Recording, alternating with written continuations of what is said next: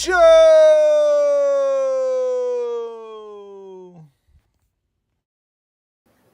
Welcome to the Bodkin Show. I am that dude, Bodkins. As always, this is our Tuesday weekly wrap up. Before we get into the wrap up, we got to talk about all the things coming and all the things past, present, and future, right? So last weekend, if you missed it, I was on Let's Talk Sports on Saturday. Make sure you go give them a follow, hit their subscribe button, and check out my conversation with Dan at Let's Talk Sports. Give him a follow on Twitter and the Facebook page and YouTube as well. Also, in case you missed it, we had our big pre and post UFC 275 show. The pre-show was joined by Kenny as Craig was locked in some hooker's basement. And on the post-show, Craig was able to get out of the hooker's basement and joined us for the post-show. But Kenny was missing because he put all his money on Santos and is dead broke and divorced. So make sure you check out both of those shows. That was Saturday and Sunday. This Sunday, we're going to have Ryan Larson. Will be coming early Sunday morning at 9 a.m. Central Time Zone. We got Ryan Larson of Fantasy Football for the People will be joining us. We're going to be talking about what got started in fantasy, why he isn't, what he's doing, what he's got going on. Talk a little bit of early rankings, a little risers and fallers and sleepers. Also, we'll do I'm going to give them three. Pick one out of the three. They'll be close. It's not going to be like, hey, pick, who would you rather have? Stephon Diggs or would you rather have Antonio Brown? No, it's going to be, we're going to give you, hopefully he's going to be coming giving us some good fantasy advice, kind of get you, it's never too early to start pre-gaming for your fantasy league. So check us out. That's this Sunday. Also this Saturday, I'll be back on. It's going to be a weekly thing with Dan every Saturday night, 7 o'clock Central Time Zone. So always join us there on Let's Talk Sports page. Every Monday I'll be going on with the Sports Buffoons every Monday. I missed this past Monday, dad duties. That'll happen to you when you're coaching softball. So missed this past Monday, but I'll be back on this coming Monday with the Sports Buffoons. Make sure you like their page, subscribe as well. So big things coming on the Bodkin Show. I'm super excited about this football season. We're probably going to be doing multiple shows throughout the weekend. Looks like we're going to try to go early Saturday morning, talk about preview the games, and then Sunday night we'll be doing as well. Sunday night we'll be doing the post shows and things like that. We're still going to be doing pre and post UFC shows. Those might be moving to Friday nights, the pre-shows, and we'll be doing the post shows early Sunday morning. So we're going to be working on a lot of different things. It'll be 4 or 5 shows sometimes a week, but we are going to be coming to you quite a bit, putting out a lot of content. I'm excited. But we'll always give you our very first show, and that's this Bodkins Weekly Wrap-Up, where it's just me giving you that quick wrap-up of the week, talking just quick hits, quick bits. That way, when you're at a barbecue, you can be like, oh, I missed that? Hold on. Let me give them some little information here. So that'll always happen every Tuesday until things change. Maybe might be doing it earlier. But we'll always give you at least a quick wrap-up show here. So, hey, let's get started. What happened this week, right? So right now in the NFL, again, still not a whole lot of track movement. But the one thing that is going out right now that's picking up some steam is Baker Mayfield to Carolina. I actually like this deal.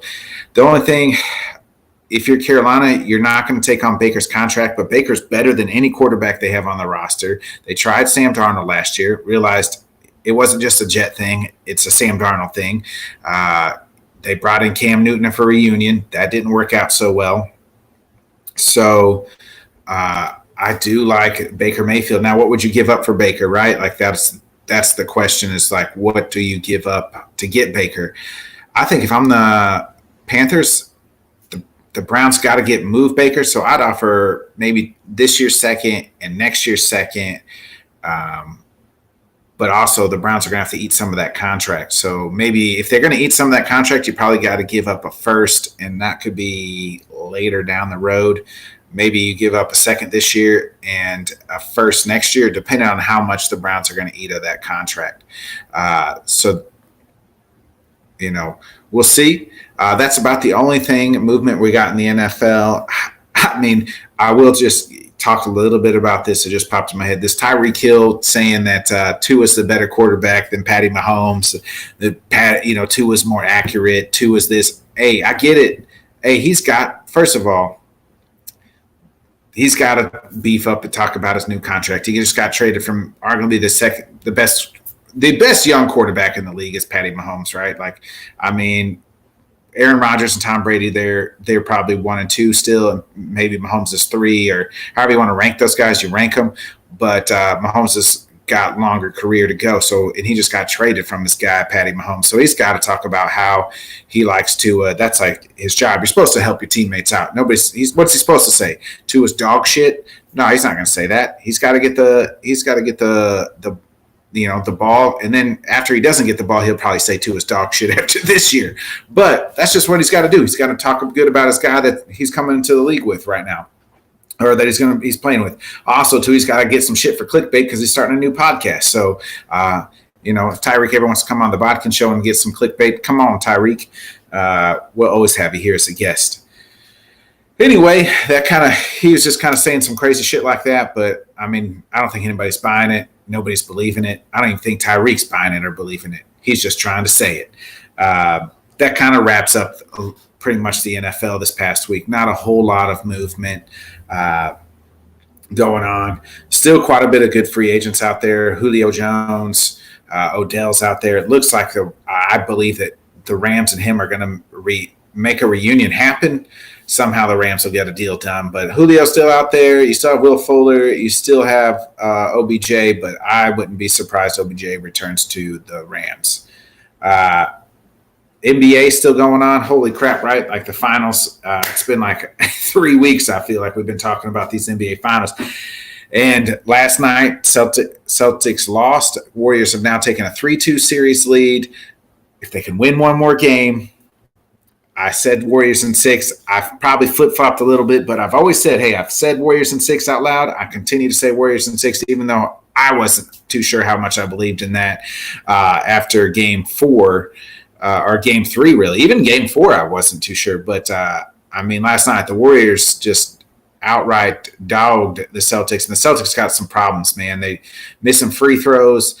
It seems like they have these mental lapses. As something I had talked about before, the turnovers. It seems like Jason Tatum disappears at times. Jaylen Brown has been a stud, but Andrew Wiggins, man, has come to ball out. He has had a hell of a series. Playoff Wiggy is what we like to refer to him here at the Bodkin Show. He's been phenomenal. I did still play off Wiggy from Kenny. So if Kenny's watching this, or if he ever does, I did still play off Wiggy. But he's a contributing member to the Bodkin Show. So at the Bodkin Show, we do say play off Wiggy. And he has been balling out.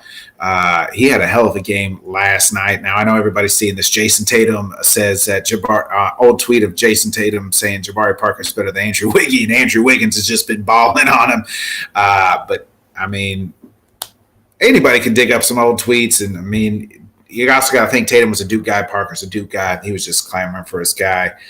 But that was at that point when they came into the league, it was debatable. But now, obviously, far and few between. I'm super happy for Andrew Wiggins and what he's done, like to get traded and labeled as a huge bust, and number one pick that busted out of Minnesota has found a super good role here with the Warriors, and it's been at times their second best player on the floor. Game 6 is tomorrow. We'll see if the Warriors can close it out in Boston. It's going to be a little harder. I think there's a lot of questions Boston's got to answer now. This is like the second time they've lost, back-to-back games since like February. So it's been a long time since they lost back-to-back. So who knows when the last time they lost 3 games, or even longer. I almost think that Boston wins Game 6 and it gets 4-7. But I said Warriors in 6, so let's go Warriors in 6. Steph Curry will be NBA Finals MVP, which I also called. So keep our fingers crossed for that. Also, a little bit NBA news. Kenny Atkinson, the Warriors' assistant coach, is going to now coach Charlotte. Next is got the head coach in Charlotte. He'll be coaching the Hornets. I don't mind that pick, but I actually liked Quinn Snyder to go there. I wish Quinn Snyder would have gotten that job. I know David already was in talks before with Kenny to make that deal, and he had already interviewed, and they really liked him. But now that Quinn has left Utah, I actually like Quinn Snyder. I feel like Quinn Snyder's a better fit in Charlotte than Kenny because he would have had a good young point guard. A team on the rise that's just middling in that, like they're always in that like 8, 9, 10 times, standings frame. Like they're in that play-in tournament, which I hate is bullshit, but that's another show for another day to talk about that dumb play-in tournament. But I mean, they're always right there. And I feel like Quinn Snyder could have got them over that hump because it's just like what he did in Utah, take a good young team and make them better. And I feel like Charlotte could be that for Quinn Snyder. But anyway, they're going with Kenny Atkinson, not a bad coach. He coached the Nets, and then they got rid of him. But that wasn't really his fault. He didn't ask for all that drama. And then they brought in Steve Nash. So we'll just see. Also, we got to talk a little baseball real quick. Hottest team in baseball right now. It's been 2 weeks. We'll probably wait. Maybe next week or the week after, we'll give the old Bodkins power rankings for baseball. But right now, the hottest team, 12-game winning streak is the Atlanta Braves. But last night, their all-star second baseman, Ozzy Albies, broke his foot broke a bone in his foot. He's going to be out at least maybe a month or more. That's a big blow to their team and their playoff hopes. Not really their playoff hopes. Baseball's a marathon, but that's just a big blow because they just got back Acuna from his ACL just recently, and they're playing hot right now, and you never want to see a guy get hurt, especially when there's 12-game winning streak, looking like the team that won the World Series, even though they're missing Freddie Freeman, but it seems like they got their things back together. Baseball's so long. You get a 12-game winning streak now, and then you get a freaking 6-game losing streak in August or September, and you're out the playoffs. It just, that's baseball, man. Comes and flows, man. So we got to talk a little UFC 275. I'm not going to go into huge depth with it because I want you to check out our post show that happened on Sunday where we did break it down. But in case you did miss it, Yuri, with 30 seconds left, probably loses that fight in the 5th round, chokes out Glover Teixeira, wins the title. Shevchenko, the Bullet, in a, close decision, wins. She retains as well. She retains. Yuri's now and new UFC light heavyweight champion, but the Bullet wins. Also, Young Wei Lee, she knocks out what's her name? Why am I always drawing a dang blank on her name? Not Rose. Joanna Jacek. I knew it would come to me. Joanna retires.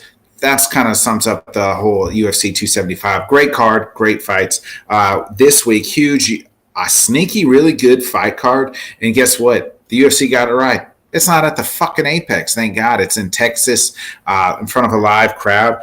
The main event, Calvin Kattar versus Josh Emmett, is going to be a banger. I like Calvin Kattar to win this one. Calvin Kattar's got them heavy hands. I like Kattar to win. Also, a fight that was supposed to happen a month and a half ago, almost 2 months ago, or a month ago, is Cowboy Cerrone. He's fighting Joe Luzon.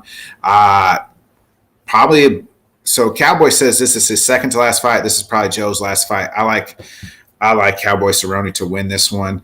He'll fight one more time, and then he says he's hanging it up. So Cowboy's only got 2 rides left in him. It sounds like, maybe, unless Joe Luzon just puts it on him and then it's over. But I do think they'll give Cowboy another fight because he's Cowboy Cerrone, and so he's got two more. Also on this card, you have Kevin Holland sticking at the welterweight class, and he's fighting Tim Means. I like Kevin Holland. I've always been a fan of his. Kevin Holland's a great story. It's crazy. If you just Google Kevin Holland, the things he has done, like as a person, has pulled a man out of a burning truck in a car accident, stopped a shooting at a nightclub, stopped a car robbery. He's like Batman. I mean, give it up for Kevin Holland, the person, not just much the fighter. But I've always liked him as the fighter, even at 185 until you realized he couldn't wrestle. But now he's down at 170. It's got a little bit of wrestling, got a little more size to him at 170. If you look at 185, he's just this little scrawny guy. Didn't even have to barely cut weight. Also on this card is Mr. Knockout himself, Joaquin Buckley. So he's always fun to watch. Always got knockout power. So make sure you check out. That's this Saturday. That card's going to be pretty good as well. That kind of wraps it up for this week, folks. Again, I'll be on with Dan on Let's Talk Sports on Saturday. This Sunday, check out the ticker, Ryan Larson of Fantasy Football for the People. Make sure you follow him. He's going to be coming on early, 9 a.m. Central Time Zone. So check us out Sunday morning. Also, Monday night, I'll be back on with the Sports Buffoon. So make sure you guys are liking all their stuff, subscribing. Make sure you hit the subscribe and share button here on the old BodkinShow weekly wrap up. Appreciate y'all. Appreciate everybody, chiming in, getting some comments, and checking us out. More shows, more people are coming your way soon. But we'll always have this quick weekly wrap up just to help you all out, to talk a little sports. That's pretty much it. I think so. Hey, we'll see y'all. Hopefully see y'all in the comment section Sunday. Join us on the YouTube comment section this Sunday with Ryan Larson. And also join us this Sunday with our Saturday night with Let's Talk Sports. We'll be on their channel, but always Sunday night here on the Bodkins channel. We'll catch y'all later. See y'all.